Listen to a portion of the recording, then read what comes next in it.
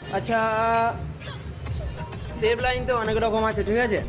তো কারা কারা আমাদের মতো রান্না বান্নার পরে সব কিছু কমপ্লিট করে দেওয়ার পরে মানে নিজের কিচেনটাকে নিজের মনের মতন করে রাখা, কারা কারা মানে করো এইরকম ধরনের আমাদের মতন, যে তোমাদের রান্না বান্না করার পরেও, ঠিক আছে, আবার তুমি যে জায়গাটা রান্না করছো সেই পুরো কিচেনটাকে একদম পুরো ক্লিনিং করে দিতে হবে, হ্যাঁ? তো এইরকম আমাদের মতো নয় কারা কারা আছো যারা এই কাজগুলো, মানে কোনো কাজ কিন্তু ছোটো না, ঠিক আছে? যারা এইরকম ধরনের কাজ করো তারা একটা কমেন্ট করবে আর একটা লাইক দিয়ে দিও, হ্যাঁ? তো আমি সেই ভাইগুলোকে আমি দেখতে চাই যে কারাও এরকম আমার মতন এরকম।